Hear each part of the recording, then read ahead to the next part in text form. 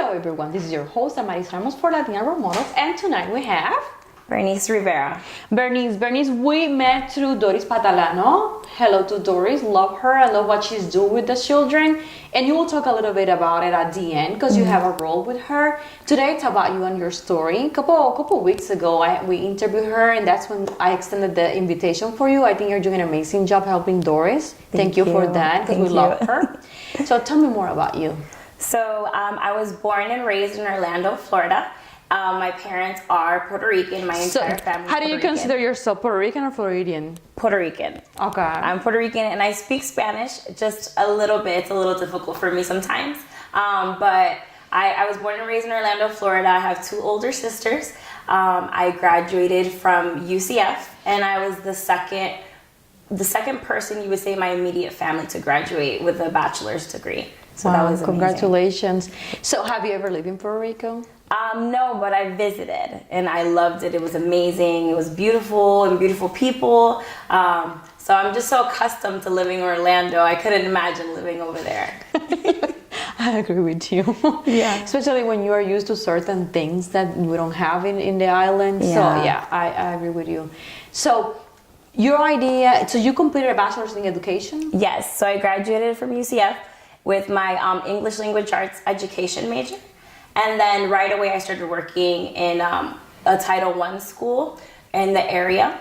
And I've been teaching for 4 years now. How early in life you discovered that was your passion?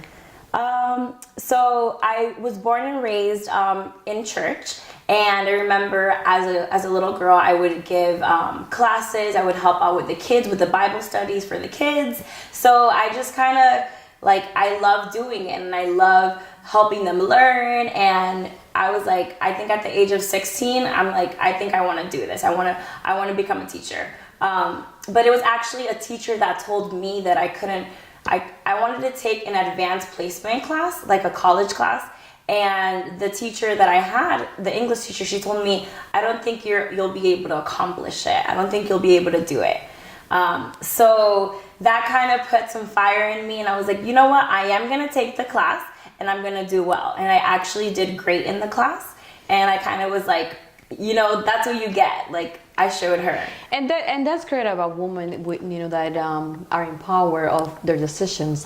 Someone can give you something negative, but if it's in your heart and that's your passion, you will turn it into something positive no matter what. Exactly. So it comes to my head the image of a donkey. They're dumping dirt, and then the donkey keeps just using it to move on the top and get out of the pit. Exactly. So that's exactly what you did. You did not allow negativity to hold you back. Yep. I did not want somebody telling me what I was capable of doing or what I was not capable of doing. And you proved her wrong. Exactly. So 2014, you graduated from UCF. And then I started working at a high school here in Orlando. It went amazing, and I've been working. I actually translated to another school, and I transferred to another school now. So I've been working. I'm very active in my church with my youth. I am the youth leader at my church. So I work hand in hand with the youth, and I see face to face the struggles that they go through in school, out of school, with their spiritual lives. I see it all. So when you talk about that, it really gets my attention. I have a 14-year-old at home. What are the struggles that you see that are more often that we as parents, me as a parent, are kind of blind?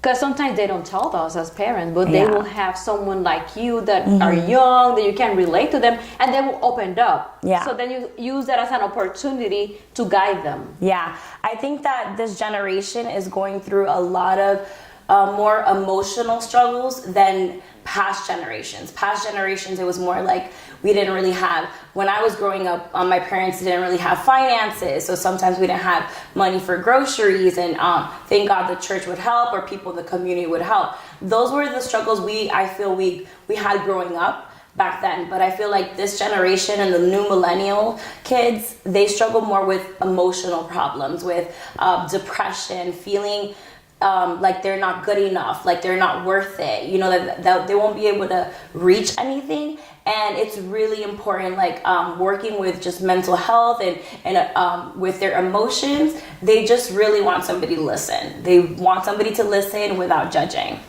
What are the options that we have in the community, if you're aware of, to help these children? Or what are the options you can offer them sometimes when they, at church? Yeah, so at church, definitely we have like one-on-one accountability partners. We try to help the students out by setting them up with another youth at church, and that person is in charge of, or that youth is in charge of texting them and just sending them motivational quotes every day and things of that nature. But I think as a community and even as a church, there's always more that we can do, just sitting down and just saying, hey, you want to go get some ice cream together? Even if at first they're like, no, I don't want to talk to you, but then just keep pushing and be like, hey, come on, like, let's go play basketball. Let's do something. Try to get them away from their electronics and more just talking to you. It's so important for you just to listen to them. It's very important. I think electronics has become like a cop out, a way of them hiding their feelings, especially when they're with the parents, because they want to like have a conversation. But I'm glad that you said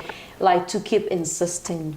Yeah. Don't just give up the first time, because that's their first answer. You want to do this? No. You want to do that? No. You want to eat this? No. Exactly. So basically, you're telling the parents, don't take that as a no. Yeah. Then insist and keep offering different things that they might present an interest. Yes, exactly. And show interest in what they have an interest in. So if they're interested in video games, maybe you've never played it, and maybe you're like, I have a million other things to do right now. I need to study or do something else, or pay bills. But take 5 minutes a day. Like if they like a video game, try it. Just show them that you're interested in their life, and they'll open up to you very quickly. And have a non-judgmental attitude. Exactly. That's the key. That's the main key. Just saying, you know what? I might not agree with you, but I understand how you feel. Like letting them know that they're equal. Because many times the reason why I believe also they tend to just block off people or elders is because sometimes we talk to them or we talk down to them. Like, oh no, you need to listen to me. I'm older than you. But when you actually are able to treat them as the same as you, equal, then they feel like, okay, well, you respect me, so I want to respect you by telling you how I feel. And we have to remind honestly ourselves that we are helping grow an adult. Yeah. So when is it that we're going to give them the opportunity to show us? Yeah. One of the things that I wanted to talk about and share the information is like Orange County government have free counseling services called family counseling, and you can probably Google up and search it up, or you can contact me at Damaris Ramos on Facebook, because it's free counseling services. They can go to the schools and they can go to the house, or you can take the kids to the offices there on Michigan Avenue in Orlando. So that there's options. There's options for kids and churches too. They get them involved in churches, and it's very important what you said. Connect with them and what they like and spend the time. I'm gonna take that advice from you, because it's not easy to have a teenager at home. Yeah, it's like it's someone from another planet. All of a sudden, like you don't know your kids. Exactly. But I'm very, very glad there's people like you that are spending time. So you are a high school teacher. Yes, I'm a high school teacher. Tell me about that. I've encountered many challenges along the way. Many times, I guess students nowadays are so tired of just the regular routine of going to school and the bell rings and they go to the next class, that it's just education seems to be going over their head. But you really, it's a struggle, but it's so rewarding at the same time. You really need to just capture their attention. I say that try to teach and focus on that 2 or 3 students in each class, and that 2 or 3 students will turn into 5 students. Because once you teach one student how to do something, or once you teach that one student to have passion, then they'll pass it on to their friend in that same class. And then before you know it, it's just like a butterfly effect. Everybody's going to want to learn. Everybody is going to want to, grow. So there are many challenges being a high school teacher, but it's just so rewarding when your students can come back the next year and they're like, Miss Rivera, thank you for listening to me, being able to counsel them and just advise them and encourage them. problems that they're having at home as well. And I'm thinking this, as a Christian, how hard it is sometimes. Like you see certain issues that you have, like a way of seeing things that you feel that that's the right way of doing it, and you have to hold back because religion. How do you handle that? It's very hard for me, but I build a relationship with each student.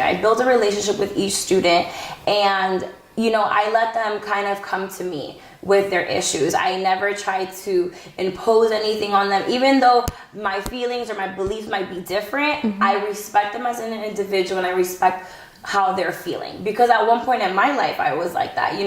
I grew up in the church, and I grew up as a pastor's child.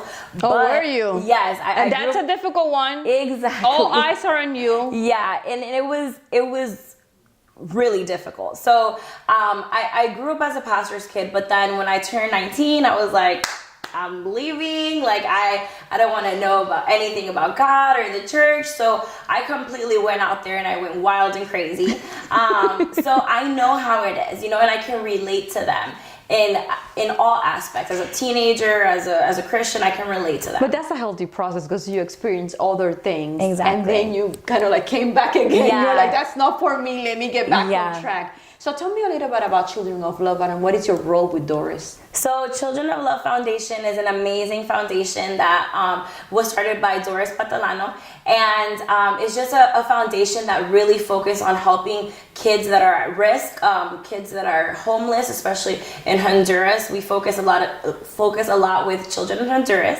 but we also focus with children in Orlando.